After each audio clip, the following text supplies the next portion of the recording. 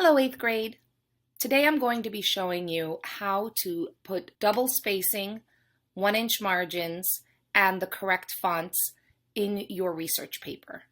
So as you can see, this paper is already double spaced. That means that there is one space in between each line.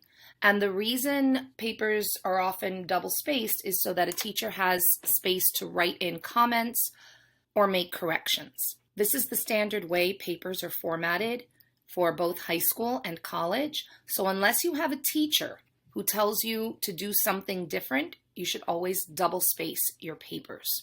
So the way double spacing works is this. You can either choose to start the double spacing process before you start typing, or you can do it after you're done with your paper.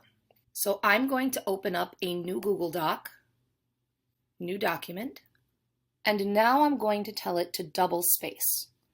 So in Google Docs, this is what it looks like. Here's the cursor, here's my mouse, follow it, right up here, where you see these 3 lines and an up and down arrow, it says line spacing. Click on that, and then click double, and when you hit enter, you see it automatically skipped a line. Now I'm going to go back to left align to start typing my paper. You hit tab to indent your first line in your paragraph, and then you can start typing. And I'm just going to start typing something at random here. Whoops. Mary had a little lamb. And I'm getting to the end of the line here. Do you see how Google Docs automatically skipped a line for me? All right, now I'm done with my first paragraph. Now you hit enter, and then the tab key once again to indent, and then you start your next paragraph. Okay, so that's how you would do what you would do to type your paper. But what if you've already typed your paper and you forgot to double space? Here's what you do.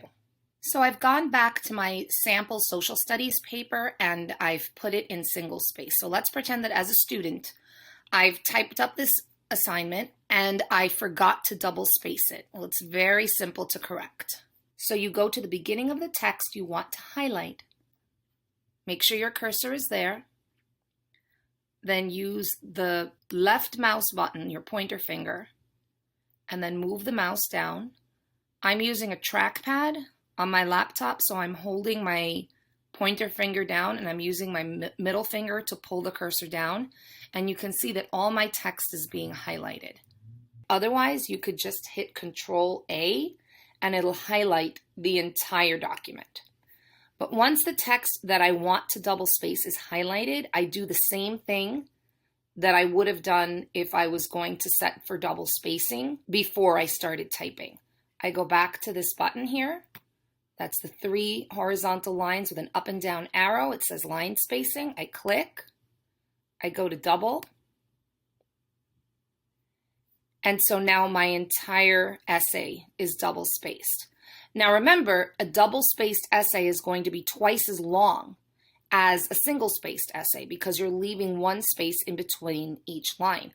So for this assignment I've given you, your paper needs to be 2 to 4 pages double spaced, which means that if you type this paper single spaced, it would be 1 to 2 pages typed. Now let's take a look at the margins. The margins are the amount of white space around the edges of the paper.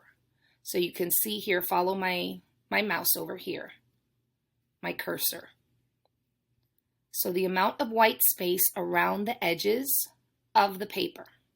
So typically in most school assignments, it would be a 1-inch margin. That means it's 1 inch of space from the edge of the paper over here to where your text is. And it's the same all the way around. So now in Google Docs, 1-inch margins are the default.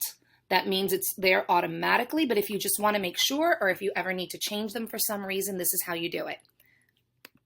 You go to File, then down here to Page Setup, and over here, in this window that pops up, it says here Margins in Inches. So top bottom, left, right. So this is the top of the page, the bottom of the page, the left or the right. And that 1 means 1 inch. Let's say I wanted 2-inch margins. I could have 2-inch margins top to bottom. I could have 3-inch margins left and right. They don't all have to be the same. You click OK. And now look what happened. Everything is in the center because I made a 3-inch margin on the sides, and now I have 2 inches from the top to the bottom. So now what some students try to do sometimes, if they're trying to get to a certain page count without having to actually write extra paragraphs, they'll try to mess around with the margins in an attempt to trick their teacher. I'm going to show you why you can't do that. So here I have a 5-page paper. So let's pretend I'm a student whose teacher has told her to write a 6-page paper. I'm like, uh-oh. So I'm going to try to trick my teacher. So I'm going to show you why that doesn't work. I'm going to mess around with my margins. I'm going to go to my margins, page setup, and instead of a 1-inch margin, I'm going to make it 1.5 all the way around.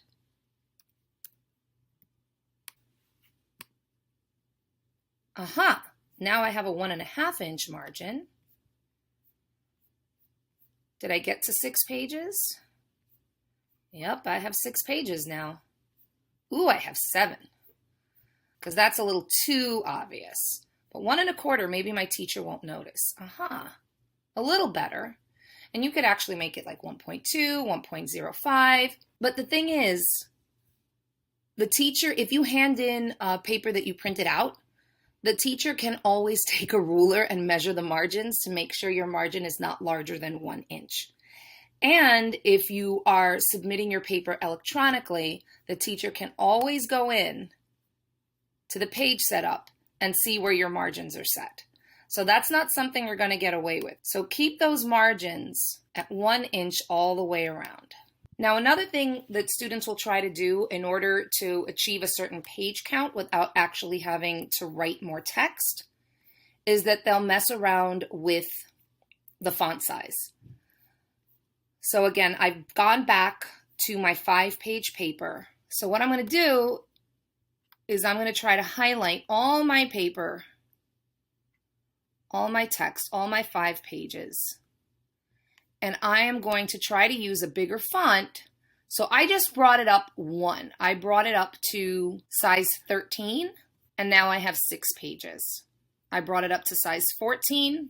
Ooh, now I have like 6.5. But again, this is something that you can't really get away with because your teacher is going to know. This is like the equivalent, I'm going to write bigger, and that way I can fill more pages. No.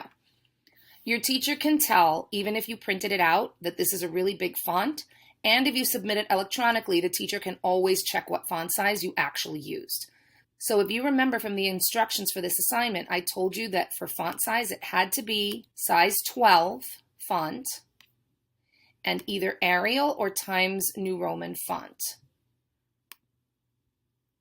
So you can use either this font, Arial, or Times New Roman. Both of these are very simple, professional looking fonts for a school assignment. If you do this in Pacifico, it doesn't look terribly professional. This is a school assignment. You're not trying to design some funny app or something. You want something that is simple, clear, and legible. If your teacher for a future assignment doesn't specify what type of font to use, then either Arial or Times New Roman are good choices. Cambria is another good choice. And remember, your assignment should be in black ink or black text. Again, whether you print it out or whether you submit your assignment electronically, the color of the text makes a big difference. So text color. So I've had students hand in assignments that are bright pink like this. So it makes it on the screen, it's kind of bright and hard to see. And a lot of times when you print it out, it's pretty tricky to read as well. So there's really no reason to do this. Make sure that all your text, the text color is black. The next thing I'm going to show you how to do is how to figure out the word count in your written work using Google Docs. So sometimes teachers will give you page numbers, a certain number of pages that you're supposed to write.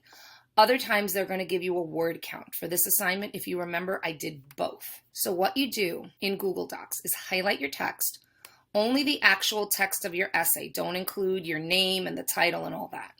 And if there's any extra stuff like your bibliography or if you add any pictures, don't include that either. Just the text of the actual essay. So once the text of your essay is highlighted, go to Tools and click on Word Count. So this 5-page double-spaced essay has 1,554 words. Let me just go through here so you see. It says pages 5 of 9. My entire document is 9 pages long, but I just want the word count for the actual essay. So it says I've highlighted 5 of the 9 pages. The entire document has 2,077 words, but just the highlighted part, my essay, has 1,554 words. And actually, you do have the option to display the word count while you're typing. And you see how it puts it there in the corner?